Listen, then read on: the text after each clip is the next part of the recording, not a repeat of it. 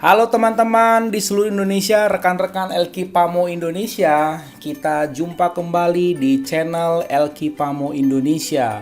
Satu channel yang kami buatkan khusus untuk edukasi, literasi keuangan, dan investasi pasar modal di Indonesia.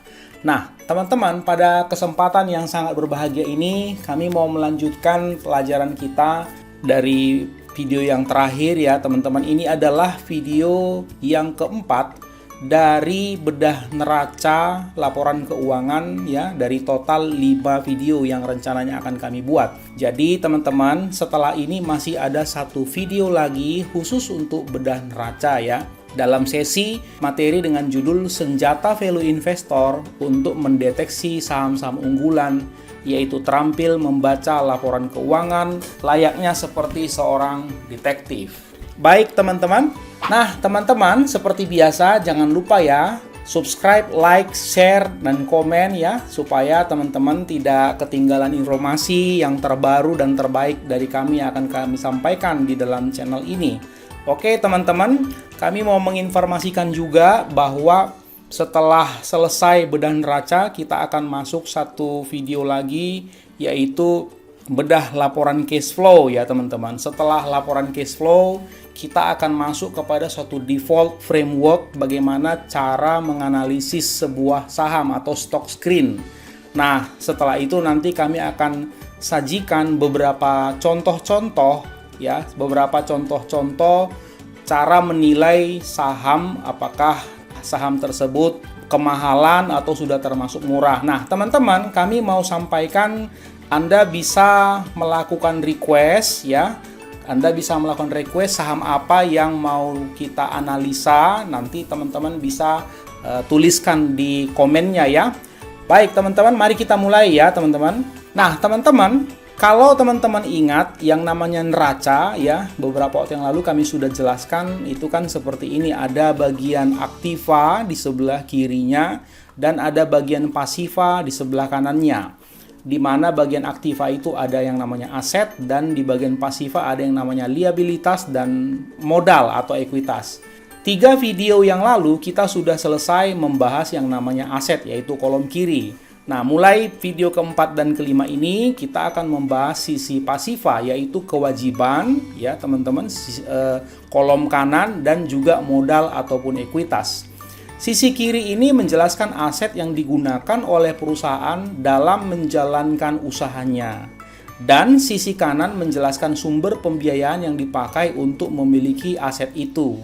Ya teman-teman, jadi dalam memiliki aset sebelah kiri ini ada 2 sumber. Yang pertama yang disebut modal sendiri alias ekuitas, dan ada juga yang disebut hutang atau liabilitas. Cukup jelas ya teman-teman? Mari kita lanjutkan. Nah teman-teman, bila perusahaan lebih mengandalkan hutang atau debt, dalam bahasa Inggrisnya ada juga bilang loan, untuk memiliki aset-asetnya daripada modal sendiri, sehingga rasio hutang terhadap modal ya, rasio hutang terhadap modal itu bahasa Inggrisnya debt to equity ratio atau DER. Jadi teman-teman harus mulai ingat ya rasio-rasio keuangan yang kami share di video ini ya teman-teman, di channel ini. Kalau DER-nya atau debt to equity ratio-nya menjadi tinggi, maka perusahaan berada pada posisi yang rawan. Apalagi perusahaan menghadapi masalah dalam kinerjanya atau sedang krisis ekonomi seperti saat-saat ini ya teman-teman, di mana pandemi COVID-19 sementara melanda. Dalam mencari perusahaan yang baik, selain sektor finance seperti perbankan, multi finance, asuransi, dan sektor konstruksi, bila Anda menemukan emiten yang DER-nya di atas 100%, Anda harus hati-hati. Dalam kondisi sulit, teman-teman, bisa jadi perusahaan ini gagal bayar hutang. Contohnya adalah Tele ya. Coba Anda lihat kasusnya atau berita-beritanya beberapa waktu yang lalu, Tele ini, apa yang terjadi dengan emiten satu ini. Dia memang rasio DER-nya cukup besar, sehingga kemarin gagal bayar hutang ya teman-teman. Mari kita lanjutkan. Nah, bagian yang berikut ya teman-teman adalah bagian hutang lancar ya, di kolom kanan itu. Nah, hutang lancar itu apa saja? Hutang lancar adalah hutang yang akan jatuh tempo dan harus dibayar dalam jangka waktu kurang dari 1 tahun ke depan ya teman-teman. Jadi untuk membayar hutang lancar ini tentunya harus memakai uang kas perusahaan ya teman-teman. Jadi utang lancar tidak boleh dibayar pakai aset. Nah, atau aset jangka panjang, aset tetap misalnya. Itu betul-betul tidak bisa ya teman-teman. Karena itu hutang lancar ini sebaiknya hanya digunakan untuk menghasilkan aset lancar. Jika hutang lancar dipakai untuk menghasilkan aktiva jangka panjang seperti yang kami barusan katakan tadi, maka perusahaan akan mengalami kesulitan dalam membayar hutangnya. Betul ya teman-teman, gampang dipahami kan ya? Nah, teman-teman bisa lihat di sebelah kanan ini current liabilities ya, hutang lancar, dan ini adalah current asset ya. Nah, teman-teman bisa lihat elemen-elemennya apa-apa saja ya, teman-teman. Lalu, teman-teman, muncul pertanyaan, apa hubungan antara aset lancar dan hutang lancar? Salah satu rasio keuangan yang penting untuk kita perhatikan, teman-teman, adalah rasio likuiditas namanya. Yang salah satu dari rasio likuiditas itu disebut current ratio ya teman-teman. Nah, current ratio ini apa? Current ratio adalah rasio current assets total dibandingkan dengan current liabilities total. Rasio aset lancar secara total dibandingkan dengan rasio hutang lancar secara total ya teman-teman. Current ratio ini merupakan metrik yang sangat terkenal untuk mengukur tingkat likuiditas jangka pendek. Rasio ini teman-teman dipakai adalah untuk mendeteksi tingkat kesehatan keuangan perusahaan atau financial health namanya. Jadi teman-teman mohon diperhatikan baik-baik ya teman-teman. Yang namanya perusahaan itu ada yang namanya tingkat kesehatan keuangan perusahaan atau financial health ya teman-teman. Kalau seperti tele tadi yang kami sudah katakan itu memang sudah cukup berbahaya ya dari segi tingkat kesehatan sampai gagal bayar hutang teman-teman. Biasanya ya teman-teman, current ratio yang sehat itu nilainya berkisar antara 1,5 sampai 3,0 ya teman-teman untuk perusahaan yang cukup sehat keuangannya. Nah, teman-teman, bila current rasionya kurang dari 1,0, maka kesehatan keuangan perusahaan ada dalam kondisi bahaya. Meskipun perusahaan masih terlihat baik-baik saja. Dan bila current rasionya lebih dari 3,0, maka ini juga tidak baik, teman-teman. Jadi, current rasio yang terlalu kecil tidak baik, current rasio yang terlalu besar juga tidak baik. Nah, kalau terlalu besar, misalnya lebih dari 3,0, maka ini mengindikasikan bahwa sesungguhnya perusahaan tidak menggunakan aset lancarnya dengan efisien atau tidak maksimal dalam menghasilkan laba ya teman-teman, atau tidak mengelola modal kerja atau yang disebut bahasa Inggrisnya working capital dengan baik. Berarti teman-teman ada hal yang kedua hubungan antara current ratio dengan current liabilities, yaitu working capital namanya. Apa itu? Working capital adalah current assets ya. Aset lancar kurangi dengan current liabilities. Aset lancar dikurangi dengan hutang lancar. Working capital, teman-teman, idealnya yang bagus adalah positif. Itu berarti aset lancarnya lebih besar dari hutang lancarnya. Betul ya teman-teman? Agar supaya apa? Agar supaya hutang lancar ini bisa di-cover pembayarannya oleh aset-aset lancar ya teman-teman. Nah, teman-teman, namun, ada kalanya working capital itu sendiri nilainya bisa saja negatif. Belum tentu itu merupakan indikator yang kurang baik. Dengan kata lain, jumlah aset lancarnya lebih kecil dari hutang lancarnya. Contohnya, teman-teman, mari kita lihat laporan keuangan kuartal 1 tahun 2020 dari emiten Matahari Department Store atau kode sahamnya LPPF ya. Teman-teman bisa lihat di sebelah kiri ini yang kami kasih kotak warna merah. Jumlah aset lancarnya ini 3,7 triliun sekian-sekian. Ini satuannya dalam juta ya teman-teman laporan keuangannya. Kemudian di sebelah kanan jumlah liabilitas atau jumlah hutang lancarnya 4,3 triliun sekian-sekian. Coba Anda lihat, kalau kita kurang memahami laporan keuangan ini, bisa saja ini kita langsung lewatkan. Karena kita melihat, wah aset lancarnya lebih kecil nih dari hutang lancarnya. Bahaya ini berarti perusahaan. Tunggu dulu teman-teman ya. Siapa tahu ini justru mutiara terpendam, teman-teman justru melewatkan satu emiten satu ini. Nah, mari kita lihat teman-teman. Pada laporan keuangan LPPF tadi terlihat bahwa jumlah aset lancarnya 3,7 triliun sekian-sekian dan jumlah hutang lancarnya 4, triliun sekian-sekian. Jadi kalau Anda hitung working capital dengan persamaan tadi yang kami sudah sampaikan, itu 3,7 triliun sekian-sekian dikurangi 4,3 triliun sekian-sekian didapatkan minus 536 miliar sekian-sekian. Teman-teman, coba teman-teman pikirkan nih. Nih ada working capital, modal kerja tapi minus 500 miliar. Ini kalau di perusahaan kita sendiri, kalau kita nggak ngerti, ini mungkin udah deg-degan ya. Nah, secara umum working capital lebih kecil dari 0 atau minus bisa berarti tidak baik ya, seperti yang sudah dijabarkan depan tadi. Namun pada kondisi tertentu teman-teman, ini bisa berarti juga pertanda yang baik, tergantung jenis usahanya ya teman-teman. Artinya itu berarti perusahaan bisa menghasilkan uang cash secara cepat. Iya dong, iya kan teman-teman? Nggak mungkin kan orang berani utangnya lebih besar dari asetnya kalau bukan karena dia memang ada jaminan ya bahwa memang dia bisa menghasilkan uang cash dengan cepat untuk membayar hutang-hutangnya yang jangka pendek itu. Jadi dalam hal ini perusahaan sedang menggunakan uang suppliernya berarti, atau istilahnya others people money atau OPM dalam menjalankan operasinya. Cukup ngerti ya teman-teman? Teman-teman, perusahaan-perusahaan yang masih bisa working capitalnya nilainya minus seperti tadi adalah yang sangat fast moving dan bisa menghasilkan uang cash dengan cepat.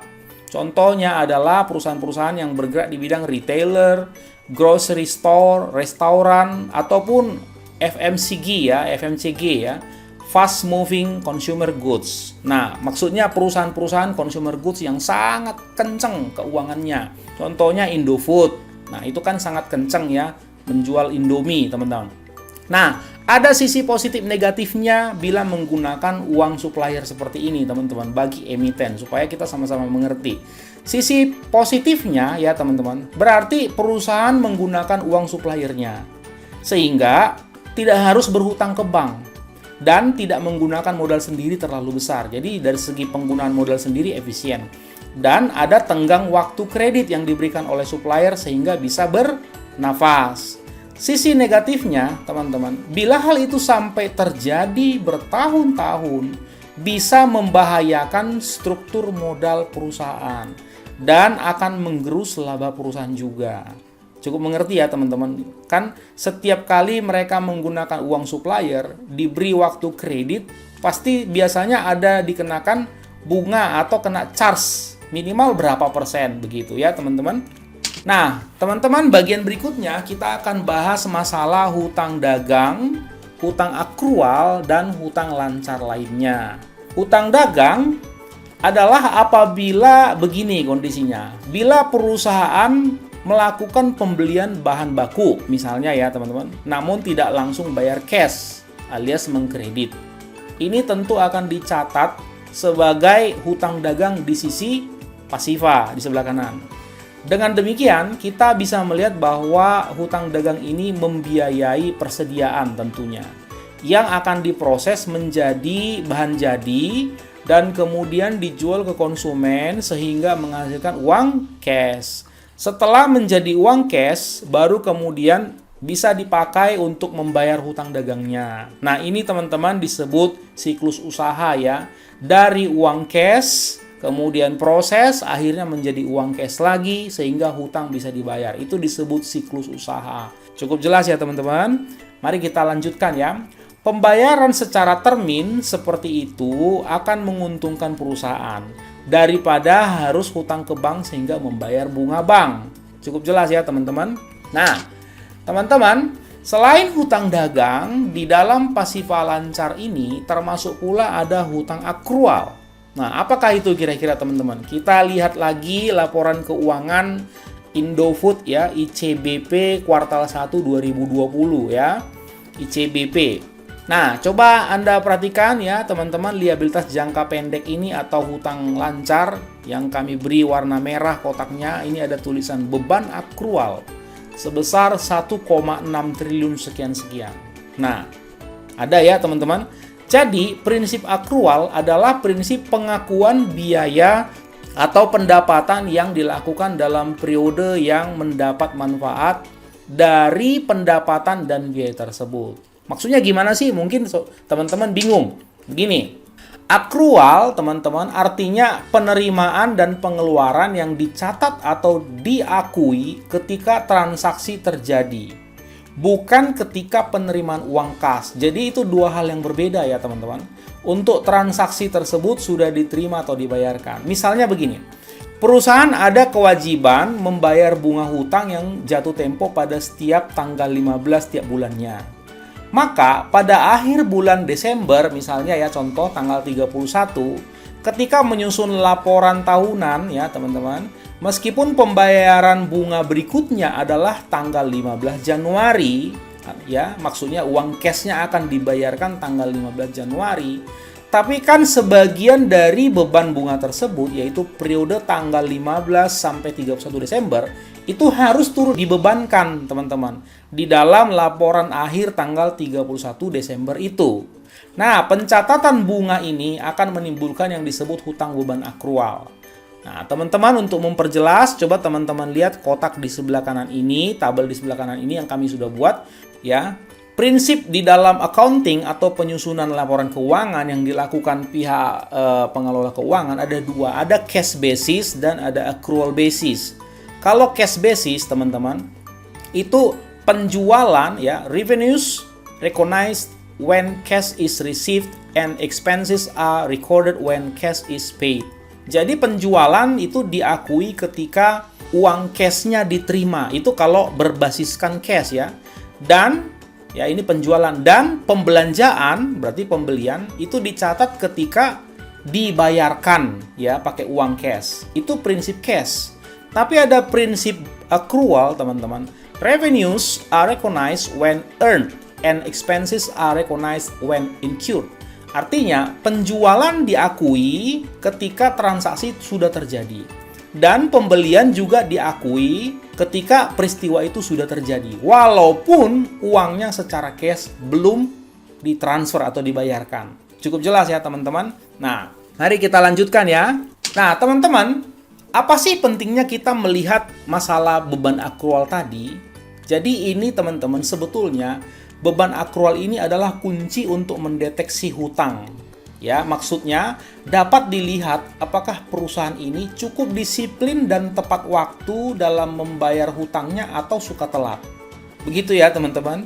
Nah, misalnya begini, ada pinjaman 100 miliar dengan bunga katakanlah 12% per tahun. Berarti 12 miliar per tahun ya teman-teman bunganya ya. Atau sekitar kalau dibagi 365 hari itu sekitar 32,8 juta per hari. Itu bunganya saja ya teman-teman. Jadi untuk 15 hari bunganya 493 jutaan. Oke? Nah, maka bila Anda menemukan ya angka hutang akrual di laporan tertulis tiba-tiba lebih besar, nih kami sengaja gedein hurufnya ya, warna merah lagi. Lebih besar ya dari 493 juta. Ini terbuka indikasi adanya kewajiban bunga yang belum bisa dipenuhi pembayarannya. Tentu kita harus bertanya, kenapa? Nah, jika hal itu terjadi, segera periksa apakah memang perusahaan mengalami kekurangan likuiditas atau ada penyebab lain. Ya, teman-teman, contohnya sekali lagi kami ulangi seperti tele kemarin ya, teman-teman. Nah, baik, mari kita lanjutkan bagian berikutnya, teman-teman, yaitu pinjaman atau hutang jangka pendek. Ini sebetulnya dipakai buat apa saja. Nah, teman-teman, bila perusahaan memiliki kemampuan untuk mencetak laba sehingga kasnya bagus, sesungguhnya tidak ada masalah ya. Tidak memerlukan hutang jangka pendek yang terlalu besar sebetulnya. Nah, kita harus selalu ingat bahwa hutang selalu akan membebani keuangan perusahaan karena harus membayar bunga. Oke, teman-teman ya. Saya belum pernah tahu ada perusahaan yang pinjem ke bank, misalnya katakan pinjem 1 triliun selama 2 tahun, tapi gratis, tidak ada bunganya. Rasanya belum ada bank yang mau ya teman-teman, sebab uang yang ada di dalam bank itu pun adalah uang masyarakat, di mana bank juga harus memberikan bunga kepada masyarakat ya teman-teman. Untuk lebih jelasnya, mari kita lihat laporan keuangan perusahaan produsen tolak angin, yaitu yang disebut namanya PT Industri Jamu dan Farmasi Sido Muncul Tbk alias Sido, kuartal 1 2020 yang lalu ya teman-teman. Teman-teman pasti pernah minum tolak angin ini ya teman-teman. Ini adalah nama perusahaannya Sido Muncul sejak 1951. Perusahaan ini teman-teman, kami kasih bocoran sedikit. Perusahaan ini sudah lama sekali ya teman-teman, sudah 69 tahun dan sudah terbukti, dan perusahaan ini adalah salah satu perusahaan wonderful company di Bursa Efek Indonesia.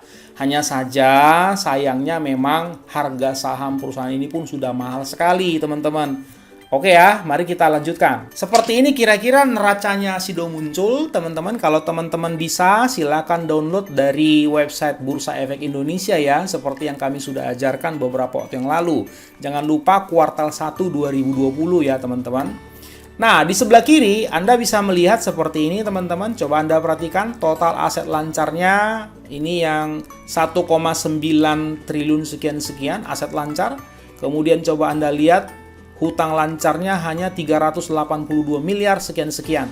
Kemudian aset tidak lancar 1,8 triliun sekian-sekian. Kemudian ada hutang tidak lancar 57 miliar sekian-sekian. Ini luar biasa loh teman-teman perusahaan ini. Coba Anda lihat baik-baik perbandingan aset lancar dan hutang lancar, kemudian aset tak lancar dengan aset tak lancar dengan hutang tak lancar. Semuanya yang di sebelah kiri jauh lebih besar. Luar biasa ya teman-teman. Nah, total hutang jangka pendek, teman-teman coba lihat 382,3 miliar sekian-sekian saja. Hutang jangka pendek 382 miliar. Coba teman-teman lihat total aset lancarnya 1,9 triliun. Ya, 1923 miliar itu berarti 1,9 triliun sekian-sekian.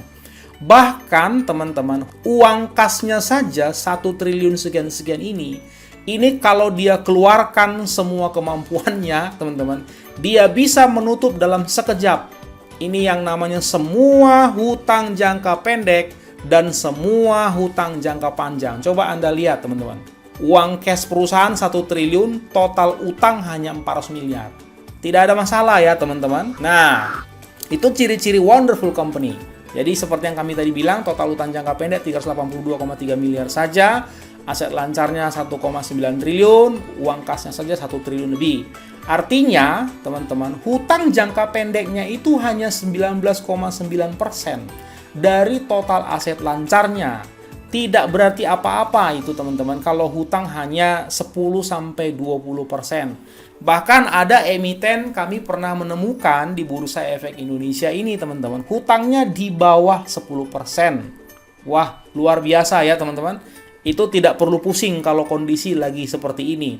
Bahkan, teman-teman, total hutang jangka pendeknya ini pun hanya 36,6% dari uang kasnya. Ini perusahaan terus terang sangat-sangat wonderful company. Sayang sekali dia sudah mahal sekali. Itu ya, teman-teman. Uang kasnya jauh lebih besar dari utang jangka pendeknya. Sekalipun krisis ekonomi terjadi, Sido ini tidak akan menemukan kesulitan untuk melunasi hutang jangka pendeknya. Sekalipun kreditor ya menagih hutangnya, dia bisa keluarkan uang cash langsung tutup semua hutang, selesai perkara. Oke ya teman-teman. Nah, bahkan uang kasnya pun lebih dari cukup sehingga tidak akan mengancam aset-aset yang lainnya untuk dijual dalam rangka melunasi hutang. It's a very wonderful company. Once again, ya, we talk to you. It's a very wonderful company. Oke, teman-teman, mari kita masuk ke bagian berikutnya, yaitu pinjaman atau utang jangka panjang, yang mana yang akan jatuh tempo lebih dari 1 tahun tentunya. Oke, teman-teman, hutang jangka panjang biasanya diperlukan oleh perusahaan untuk membeli mesin-mesin ya, yang sifatnya untuk jangka panjang pula. Jadi di samping itu bisa pula misalnya contohnya untuk perluasan atau ekspansi perusahaan ya teman-teman. Iya dong, Kan namanya perusahaan pasti harus growth ya teman-teman. Nah, bisa juga untuk akuisisi. Nah, akuisisi teman-teman udah pada ngerti ya. Penambahan modal kerja permanen dan lain-lain. Oke, biasanya perusahaan pun akan menggunakan aktiva tidak lancarnya untuk melunasi hutang tidak lancar yang di atas 1 tahun ini. Misalnya aset-aset perusahaan yang bersifat jangka panjang seperti obligasi, saham, dan lain-lain. Hutang jangka panjang ini teman-teman biasanya memiliki tenor sekitar 5-20 tahun. Oke, teman-teman. Ada 2 jenis contoh ya hutang jangka panjang yang biasanya terjadi ya. Yang pertama adalah hutang hipotek namanya. Ini maksudnya hutang yang muncul dengan menggunakan jaminan tetap atau harta tetap ya teman-teman. Seperti sertifikat tanah, gedung atau bangunan, rumah dan lain-lain. Yang seperti ini jenis hutang jangka panjangnya teman-teman. Bila peminjam sampai tidak mampu melunasi hutang sesuai tenggang waktu yang sudah disepakati, maka pemberi pinjaman alias kreditur memiliki hak untuk menyita dan menjual barang yang dijaminkan tersebut untuk mendapatkan pelunasan sisa hutang yang ada. Jadi, kalau sempat tidak bisa bayar, begini resikonya teman-teman. Oke? Yang kedua, hutang obligasi. Hutang obligasi ini teman-teman muncul karena perusahaan menerbitkan obligasi. Anda bisa beli juga obligasi ya teman-teman di Bursa Efek Indonesia. Pembeli obligasi akan menjadi pemegang obligasi dan biasanya pemegang obligasi akan mendapatkan kupon namanya. Sama dengan bunga kalau di hutang jangka pendek. Oke teman-teman, nah bagian berikutnya yang kita akan bahas adalah masalah ekuitas atau modal perusahaan. Ini sesuatu hal yang harus ada. Maksudnya begini teman-teman. Pernahkah Anda berpikir, teman-teman, bila kita misalnya atau Anda mau membangun sebuah usaha, namun nggak punya modal sama sekali, sehingga harus berutang. Artinya, dengan demikian semua aset perusahaan tersebut sumbernya ya dari utang 100%. Nah, kira-kira menurut Anda apa yang akan terjadi? Bila sesuatu keadaan buruk terjadi seperti hari-hari ini misalnya, teman-teman, Anda mendengar banyak PHK bukan di mana-mana? Coba Anda pikirkan, kenapa mereka sampai PHK? Pasti untuk dalam rangka efisiensi beban bukan? Mengurangi beban perusahaan. Nah, bila sesuatu keadaan buruk terjadi, maka semua aset perusahaan secara otomatis akan menjadi milik kreditur, disita semua teman-teman. Dengan kata lain, perusahaan itu pindah tangan secara otomatis. Meskipun Anda sudah capek-capek bertahun-tahun membangunnya. Apakah Anda mau seperti ini? Tentu tidak mau ya teman-teman. Nah, karena itu teman-teman, sedapat-dapatnya tentu perusahaan haruslah memiliki modal sendiri. Nah, modal sendiri ini yang disebut sebagai ekuitas. Oke, teman-teman, mari kita lanjutkan ya. Perusahaan yang baik ya, teman-teman, akan mampu mencetak laba secara konsisten sehingga mampu mencicil hutang-hutangnya. Iya dong. Jadi kalau teman-teman melihat ya perusahaan saban tahun, setiap tahun minus, rugi terus. Nah, teman-teman lebih baik nggak usah cari masalah ya. Nanti Anda bisa nyangkut di situ. Tapi kami mau warning teman-teman, hati-hati ya. Walaupun perusahaannya minus, ya kami sudah memperhatikan cukup sering. Kadang-kadang bandar ya, tanda kutip ya. Jangan sampai teman-teman berpikir ini seolah-olah Bursa Efek Indonesia ini arena judi. Bukan, ini cuman istilah saja yang dipakai. Artinya market maker, pemodal besar ya teman-teman. Kadang-kadang mereka suka menaikkan atau menerbangkan tanda kutip saham-saham yang tidak jelas. Maksudnya tidak jelas, setiap tahun saja dia rugi. Tapi terbang, perusahaannya bisa tiba-tiba harga sahamnya terbang naik 20%, 30%. Itu menyita perhatian para trader, sehingga akhirnya masuk. Setelah mereka pada masuk, habis itu bandarnya keluar, habis itu yang trader-trader ini atau retail-retail ini nyangkut. Sebaiknya Anda tidak cari masalah, jangan lakukan hal-hal seperti itu ya teman-teman. Itu cukup spekulatif ya sifatnya. Teman-teman, bila perusahaan memiliki hutang yang cukup besar, namun di sisi lain susah menghasilkan laba atau kas perusahaan, sebaiknya kita jauhi perusahaan-perusahaan semacam ini ya teman-teman. Mari kita lihat satu perusahaan lagi, yaitu laporan raca PT Ultrajaya Milk Industry and Trading Company Tbk atau ULTJ. Ini adalah produsen susu Ultrajaya teman-teman ya. Kita lihat laporan kuartal 1-nya kemarin. Anda pasti sering minum ini susu ini teman-teman. Nah, seperti ini neracanya teman-teman. Coba Anda lihat ya. Ini satu lagi wonderful ya. Very very wonderful company di Bursa Efek Indonesia. Coba Anda lihat sekilas teman-teman. Aset lancar total 4 triliun sekian-sekian. Oke, hutang jangka pendek cuma 900-an miliar. Tidak berarti apa-apa teman-teman.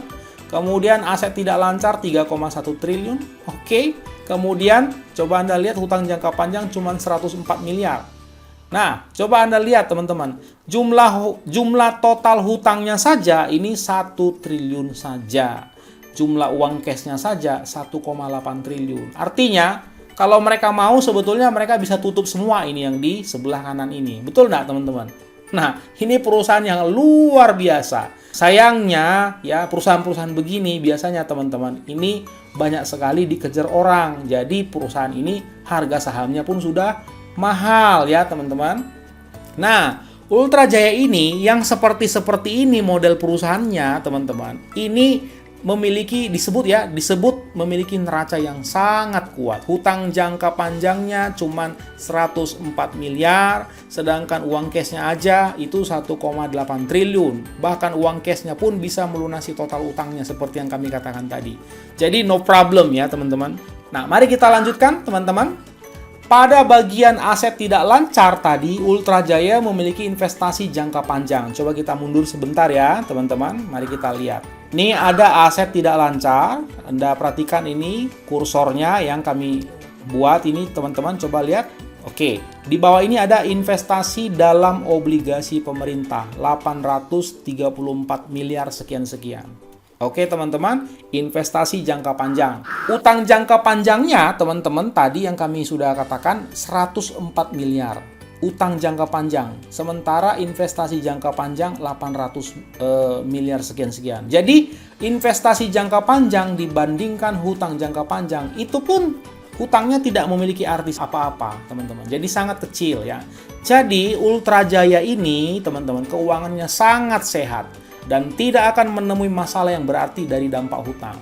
Bila Anda menemukan perusahaan-perusahaan semacam ini, teman-teman, kualitas neracanya, jangan sampai kehilangan kesempatan terbaik Anda, tinggal menunggu harga yang tepat untuk membeli sahamnya. Contohnya, baik Sido Muncul tadi maupun Ultra Jaya ini, teman-teman, ketika lagi seru-serunya informasi tentang atau wabah COVID-19 kemarin sekitar minggu ketiga kalau tidak salah atau minggu keempat Maret, nah, itu harga saham lagi berjatuhan. Harusnya kemarin Anda di situ berburu kedua saham ini. Semua perusahaan rata-rata anjlok harganya di waktu itu, teman-teman. Oke, teman-teman.